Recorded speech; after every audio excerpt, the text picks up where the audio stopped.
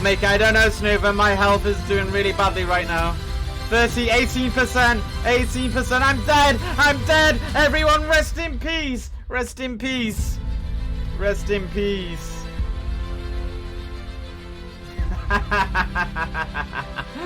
Rest in peace. Hold up, I am on my way. I'm in motion. Let's go to the ocean. Yeah, let's go outside.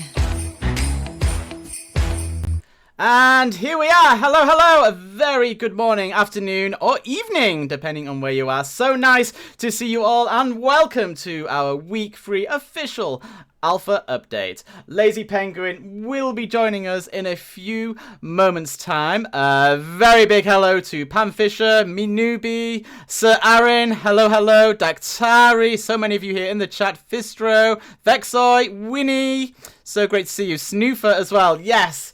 It was a cute clip. I was a little bit hesitant whether I should include it or not, but you know what? I just thought it was quite funny, so I thought, yes, I will include it. Hello, Igor. How are you? Welcome to the stream. Fabulous. Okay, a few housekeeping reminders before we get going with today's stream. So just like last week, all the channel point redemptions have been turned off completely. If you click that little round yellow button right now, all you can see is highlight message. I'm sorry, but yeah, there's just that one for this stream. Music sound alerts are turned off, and alerts such as follow bits, subscribe, etc. They're all still turned on, but the sound is muted, and I will do all the shoutouts for those at the end of the stream. Yeah, I can see everyone's highlighting their messages now. GG. We can see Lazy Penguin's forehead. How? Oh, yes, you can.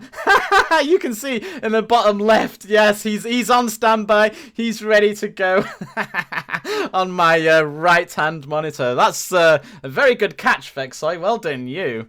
I was like, How? Very, very nice. Right, so basically we're going to get a quick update from Lazy Penguin, the current state of affairs, how things are going, and then we're going to go straight into a live Q&A. So if you have a question, chat, if you have a question, please type it now. Start your question with the word question in capital letters so I can see it, because if the chat gets spammy again like it did last week, it's going to make it very difficult for me to see your question. So just post your question, start it with the word question in capital letters, post it once, don't spam it, just once, and I will catch up as we wade through those questions. At some point, I will also post a message saying no more questions, because we are looking to keep this stream to no more than 30 minutes. Right, so I think that's all I need to say. Yes! Let's get ready. Here we go then. The man, the legend, Lazy Penguin. Hello, hello. Harry, how are you? Yeah, I am amazing. How are you doing? Doing well, I'm doing well. I'm glad to be here again. What's this, our third time now, right? Third time, like the weeks. Like, I can't believe it's week 3 already, man. Where's the time going? Well, third update, I think it would be 2 weeks of alpha, technically, right? Yeah. 2 full weeks of alpha, now entering into the 3rd week. So I guess the question that everyone is dying to ask, and that is like, just what's happened in the last week? What are the latest updates? What can you tell us? Yeah, I think the main takeaway this week is that was a little bit more on the technical side. So last week there was a lot more things that if you've been following the streams, you might have caught and seen. This week we were doing some technical cleanup because we started to look at the calculations. And so the calculations were kind of spread out all over the code base in multiple files, and so we consolidated those. The big motivation behind that is that the alpha testers and us have started to do some PvP testing.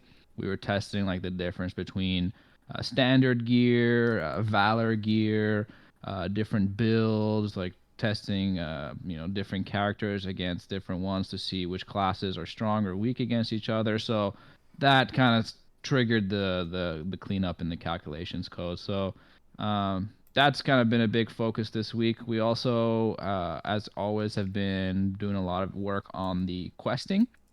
A lot of fixes. The alpha testers, bless all of you. You've been reporting every single thing you find, and it's shocking how many things there were just in the game. I guess they must have been like that for so long, just like typos, glitches, things like that.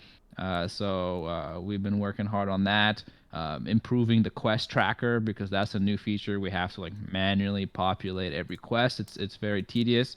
Uh, you know, uh, Garnet, he's half robot. I'm pretty sure he's been the lead man on that, and he's been driving that forward. Our alpha testers have been cruising through the levels, and we've been trying to keep up with them, keep the quests updated on the quest tracker, stuff like that. We brought back the episode quest. If you were following the streams, a couple of you guys discovered that it wasn't working. We got it back. There's still a bug where it'll crash the server, but we're working on those kind of things. So, as I said, mostly technical things, but just proving the game slowly but surely, and it's all driven by our alpha testers' feedback mostly. Nice. So it's quite interesting that you touch on quests because I've been asked quite a lot actually about quests and the fact that sort of when you get to maybe Gorge of Silence, they start becoming fewer and fewer. Are there plans to sort of implement more quests as time goes on to sort of flesh out those areas a bit more? Yeah, so the main thing we kind of noticed and observed is that a lot of the alpha testers around level 70, the leveling kind of drops off, the XP slows down a little bit, which we don't mind that. We think, there has to be a little bit of a grind. We prefer to have the grind in the later levels rather than the earlier levels. So that's okay. In terms of questing, I do see that there is like kind of a hole once you reach that level. The only thing available is the episode quest. We do want to kind of beef up the questing at those later levels, but I think it'd be interesting to start to consider, not boring fetch quests or simple quests that just help in leveling, but really start to look at it from a lore perspective, use that to build up the story a little bit. We're not quite there yet, so I think it will take some time before we really invest in new quests. But I think that's how our team, the direction we'd go. We'd implement quests that help with the world building, not just like a quest board style, level up quickly, get some cash kind of quest. Nice. So I guess closely linked to quests, we have dungeons, and I think it was Owl and Snoofer. I think they were sort of experimenting with dungeons earlier on in the week. Sort of, what's your take on dungeons? Do you think they still have a place in Rose, and sort of what direction do you think you'd like to take them going forwards? Absolutely. A lot of older players, they really love, for example, the original iRose International Rose, but I think one of the best features of the later versions are dungeons and game arenas and that sort of thing. We would have implemented them differently, but those are really great features that we want to keep using and having. And so we plan to, well, if you've been watching the streams, you'll notice that we reduced the entrance requirements for dungeons. So we wanted our testers to be able to just go in and see things. We haven't rescaled the mobs in there, so I think they might be too hard to actually complete, but they're accessible. We've had some interesting suggestions about using dungeons on a per planet basis and things like that. So I think the dungeon system is really great. I think it just can be repurposed better, used better, integrated into the game better. I mentioned in pre-alpha streams, I really like dungeons where the entrance is in the world, like Cave of Ulveric, I believe, is in Desert of the Dead, right? Like you, Harry, gave the team a suggestion about a nice spot for a dungeon Yes. entrance, right? So we do have some plans of making the dungeons more integrated into the game. As I said, we're still quite not there yet. Alpha is really all about like testing and fixing stuff. We haven't really got into a stage where we do big game design works like redesign dungeons or create new ones. Great. So it's funny that you'd mention my suggestion. So the chat knows I actually suggested a sort of low-level dungeon in the Valley of Luxem Tower. There's this little space by the Pomix. It's like a little cave. There's some awesome hieroglyphics on the side, and it's just very dark and mysterious. And I sort of thought, you know what?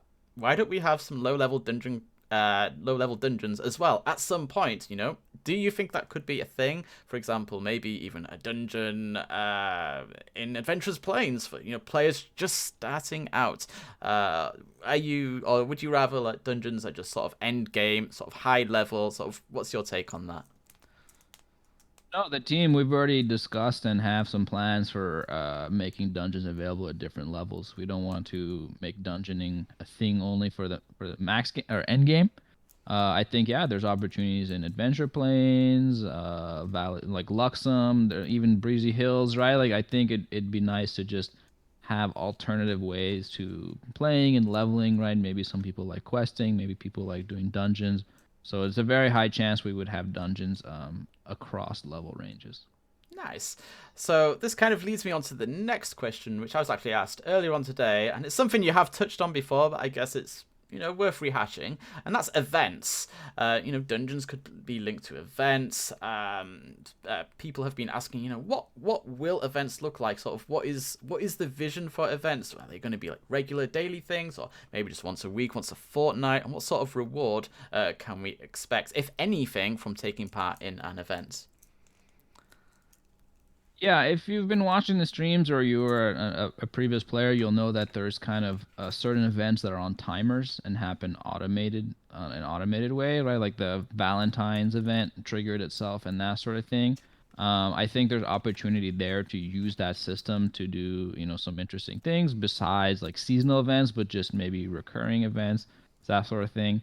I think beyond like those kind of automated events, we really do envision having an event team. I think we can code up a lot of interesting things, but at the end of the day, you know, a human can make something very interesting. I remember Gravity in the past, they would have like hide and seek events and things like that, right? So I think our vision of events is a combination of some automatic, you know, in-game things like that, but also stuff that's driven by an event team who put together different events. This actually reminds me of a couple of weeks ago, and it was you, me, Garnet, in Zant, and we got into Spiro's workplace. I think that would be an amazing hiding place. What do you think?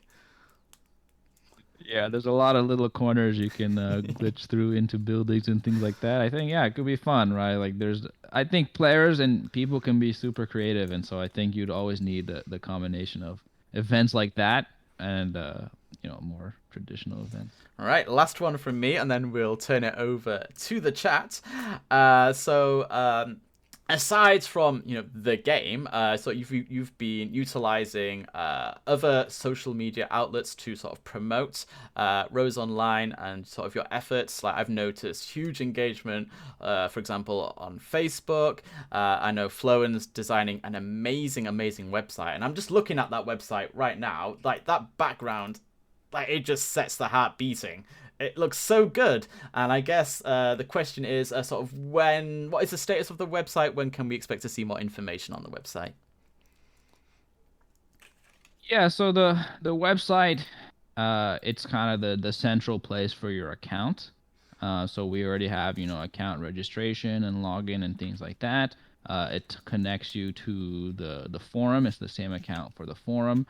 Eventually, when we make public our like ticketing and support system, it'll be where you can like get support as well. But going forward, you know, that's where the item mall will be. That will be where you can like, you know, any kind of security things you need to add. So it's really going to be a central place for managing your game account. It just right now, since, you know, only the alpha testers can access the game, there's not really we haven't really emphasized developing those things. Although I should say that we are working on a system right now where you would be able to log in using your website account into the game itself. Right now, the alpha testers, they get custom accounts that we create for them, but we're working on that integration right now. So like that account that you register on the website, that's going to be your login for the game when the game releases. Awesome. Okay. So that's sort of all the questions I have on my list. So let's turn it over to the chat, and I can see we have a fair few questions in chat. If you have any more questions, feel free to get those in there and just start your question with the word question. So let me just scroll up here a little bit. Let's see. Our first question is from Pam Fisher. Pam asks, how are you going to handle botting? Yeah, so I think botting is a challenge no matter for any game developer, right? It's hard to detect. I think us on the team, we are not big fans of very invasive technologies.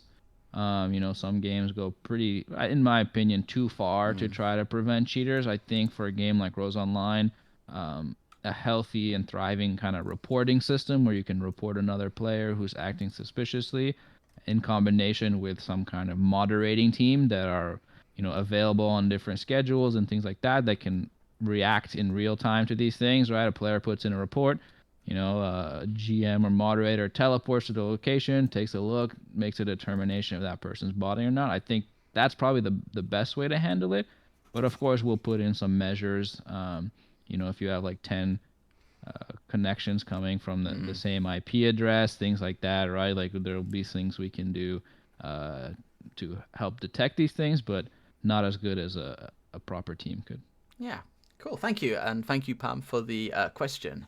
Our next one comes from stream regular Daktari, and Daktari is asking, will gems still drop from ghosts and kings?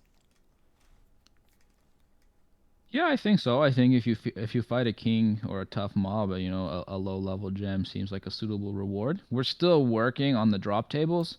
Um, the system is changed a lot since the creation of the game, and the current system is it needs some changing from our perspective. So it's still a big work in progress, and so I can't say anything concretely like yes, this mob will drop XYZ because we haven't made that determination yet. Great.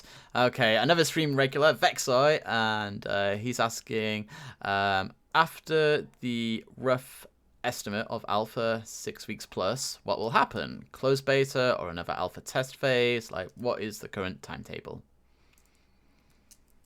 The 6 week estimate was rough. That was just a feeling. I think it could go longer. It won't go shorter. That's for sure. So if we need more time, we would just extend the alpha. We wouldn't start a new one. So as soon as we're comfortable enough with the changes that we made in the alpha, that will trigger the closed beta. And so we're not ready for that. We'll see in 4 weeks if we're ready for that. And if not, we'll probably take it on like a rolling basis, like, okay, we'll check again in 2 weeks, evaluate our system, stuff like that. I'm going to give you a follow-up question to that as well. Because in most cases, I would say usually after an alpha, there's sort of a period where the developer team are, they're fleshing out any final bugs or whatever before a closed beta begins. Do you intend to have some kind of fleshing out period between alpha and closed beta, or do you sort of envisage you will just jump from one to the other seamlessly? Yeah, I don't see a reason why we would close the alpha. It doesn't really cost us anything in terms, we keep getting feedback and it's quite easy for us to deploy updates to alpha the way we've set things up. So I don't anticipate we would need a long period of time between the alpha and the beta. We might for just like logistical reasons, but I don't anticipate it to be very long.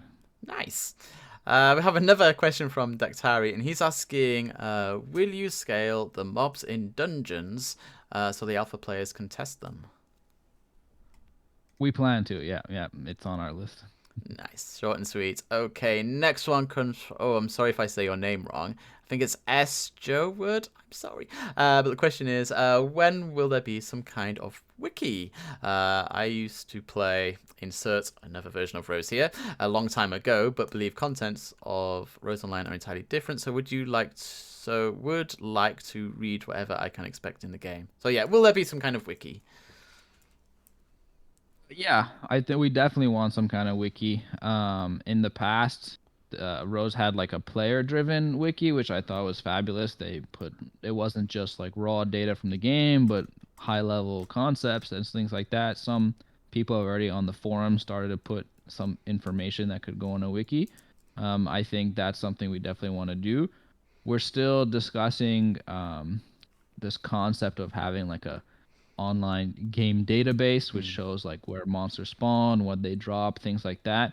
There's definitely a demand for something like that, and it wouldn't be too hard for us to do. But there's also some players in the community who express interest in wanting to work on something like that. That one is a little, we have to see how that's going to pan out, but a player driven wiki, we definitely want to support something like that. Yeah, and I bet people would actually really want to sort of contribute to something like that too. Next question is from good old Captain Mix, who is quite a fun question actually. He's asking, what color should we expect your shirt to be next week's stream? I don't know. Now I have the pressure to pick a different color, right? Yeah, I Have they can't. been different every time? I'm not even sure. I don't know, but I do like, because I can see you're in like a little box on my sort of overlays, and it sort of does match the colors that go around the outside, so I think that's quite cool. We'll have to coordinate. You'll have to match your animations to my shirts every week. We should wear the exact same shirt. Oh, now we're talking, yeah. Color coordinated. Next question comes from Thistro, and he's asking, would the iRose refining system be an idea to implement instead of the current refining system? Question mark. The team, we talk about the refining system. We haven't finalized any things. I think there's advantages and disadvantages to both. The big thing that I think the team all agrees on is that the current refining system is too brutal, right? It's too easy to fail at refine. It's too expensive to max it out and things like that. We haven't we haven't made a final decision on what changes we want to make to the refined system, but we do want to make some changes. Nice. Next one is to do with drops and crafting. This comes from Magician Trent, and Magician Trent asks, when are you going to update drops to help out with crafting? Yeah, so right now our biggest barrier to updating the drops is the tooling around it is non-existent. So it's a very manual process, but it's something we can do and we can manage. The biggest thing is that we're still putting together drop tables and how we want them to drop. The drop system that's implemented right now makes it very hard to control probabilities of things dropping, right? They have these kind of different bands or the tiers of items that can drop, and the game will just pick an item from those different categories. And so as a game developer, it's hard for us to control the exact outcomes we want. So we're evaluating whether we need to change the underlying systems for the drop tables so that we can manage those drop tables better. Cool. Let's see. Oh, we have a first-time chat from viewer EvoLock781, and I think this is a comment in response to one of your answers earlier, sort of surrounding PvP, and he's suggesting a capture the flag PvP. What do you think about that? Yeah, I think there's opportunity to have a lot of fun PvP game modes. Crystal Defenders is pretty fun, but I think variety would be great. Capture the flag sounds like a lot of fun, yeah. Bed Wars. Okay, next one, Panfish once more. Is charm still going to be a factor in cleric builds? So if you've been watching the streams, you'll see that the changes we've made have significantly actually benefited clerics. They are probably the strongest solo leveling class right now, just inadvertently, because most mobs don't have magic resistance. So even if you don't build charm right now, you can build a strong cleric. So if you're building a cleric right now, the only reason you'd put charm would be to scale your HP or your healing. Beyond that, you don't really need charm. So charm seems to impact a lot of things. It impacts like damage over time, the power of your buffs, healing, that sort of thing. So we're taking a look there was already some feedback from some testers, whether charm needs to be scaled back a little bit. I think it even provides like critical defense or something like right. So it might be too OP of a stat in general. Whether a cleric chooses to build or not, I think rather than making a cleric too overpowered, I think it is helpful to have a secondary stat that improves their healing. So as of now, we don't have any plans to change that, but charm is something we're looking at. Nice. Okay, we don't have many left, maybe 3 or 4 to see us through to half past the hour. Next one, first time chat from Joel, and Joel's asking, how are you going to look at adding sort of all kinds of different gear so that not everyone has the sort of same gear / comps when it comes to sort of end game content? Yeah, so we did the level squish, right? So level 100, and there's, I don't know, like 6 or 7 sets between level 100 and level 250 from the previous game. So that's a lot of different item sets that we want to do for horizontal progression. And our ideal scenario is that, users would pick a set based on their play style or their build. Maybe some will be only accessible like on a specific planet, for example, right? So that's the kind of thought process we have in terms of like horizontal progression. So 2 level 100 raiders might have completely different items, right? From their armor to their weapons to their gems, depending on their builds and what they like to do, PvP or dungeons or that sort of thing. So that's kind of our ideal scenario. We like diversity, and then of course there's the costume system, right? So people can always dress up how they want to dress besides their armors. Yeah, and I know the subject of horizontal progression has been sort of a topic of quite deep discussions, and I have to say I'm quite excited to see what that's going to look like, especially as time goes on. Right, I think we're on our last 3 questions. Yes, so Daxari again. Will you still be able to disassemble cat parts? I think so. I mean, we want to take a look at the disassemble formulas for basically everything because some of them don't make a lot of sense. A lot of them, like a lot of items, you'll disassemble and you won't get back the items that it was required to make it. So I think that's really counterintuitive. And there's like things like disassembling, Valor gear and all that is like so. The disassembly tables, we definitely need to take a look at those. Same thing with the crafting tables.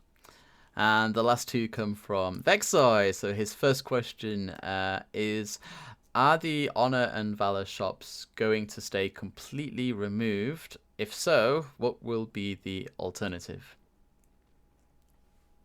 So, we will not bring back the Honor and Valor shops. I think the team agreed that it was not a fun mechanic that you just collect points and then buy whatever you want. Especially there was like all the materials and things that you buy. But we're well aware that some of the things in the Valor and Honor shops you can't get any other way. So we need to introduce those back into the game somehow. The Honor Valor system's okay, but I think our team's preferences is to bring back unions. And if we're gonna have some kind of like point-based shop like that, it would be driven by unions. I think it lets us have more diversity. Unions, they have like fetch quests, they have the Union War. You can have like PvP based dungeons like that were previously like in the Valor or Honor system, right? You can have dungeons for the unions, that sort of thing. I think that would be our preference to do something like that. Nice. And the last question from Vexoy, it's in relation to skill points, and I know there's sort of been a little bit of a squish and a sort of a realignment going on in the past sort of week or so, and he's asking, will you bring back the level 250 equivalent skill points, considering the skill trees were designed for this amount? We're still testing. So far, we haven't had too many grievances with the reduction. I think, and I'm not gonna speak too much into this, but I think we would rather than allowing someone to max their skill tree, we might want to support people being able to have multiple different skill trees. So that's all I'll say on that matter. But we'd rather people have to choose when building their skill trees rather than being able to get everything. Perfect. Thanks so much. I guess the final question comes from me, and that is, as people sort of watch the alpha streams over the course of the next week, is there kind of any sneak peeks you can give us, any sort of insight what people might expect to see, any kind of top secret updates, or is it a case of wait and see? No, nothing too grandiose I can reveal at this time. So I think I appreciate everyone's patience. We hope that by having these weekly updates and sharing our thought process and things like that, players appreciate the insight into our development. Some weeks, like this last week, we have to focus on more technical things and can't work on much as like gameplay things. And so on a week by week basis, it's hard to say what's going to be made, what the players are going to see. Perfect. Thanks so much. And once again, it's so kind of you to sort of give us your time for these weekly updates. I know I certainly appreciate the opportunity to speak to you, to ask these questions, and to sort of learn more as time goes on. So, Lazy Penguin, thank you so much. Thanks, Harry. Always a pleasure. See you next time. Bye-bye. All right, so there we go. There's all your questions asked. If you did have extra questions, please hold on to them, and you will be able to ask them in next week's week 4 update. I'm really excited for that, let me tell you. Chat, thank you so much for bearing with me. Thank you for your questions. The VOD should be available within the next couple of days on the official YouTube page for Rednim Games, so I'll be getting work to that pretty much straight away after the stream ends. So those of you who have been asking for the VOD in chat, they will appear, and thank you for your patience as we sort that out in the background. Stream highlights, thank you to Drezzy for the 10 gifted subs, absolutely amazing. Thank you to Faceless Sam for the follow, and Stress TV for the follow. That's all we have for this week. Just a quick 30-minute stream, quick update. Thank you for your kind words in the chat as well. I'm back streaming 1:30 p.m. UK time tomorrow. Can we have some 07s in the chat? Thank you for the bits as well. 07s in the chat. I hope you all have an amazing, amazing week. Thank you so much for tuning in. Much love to you all. Chat, have a great, great day. Goodbye.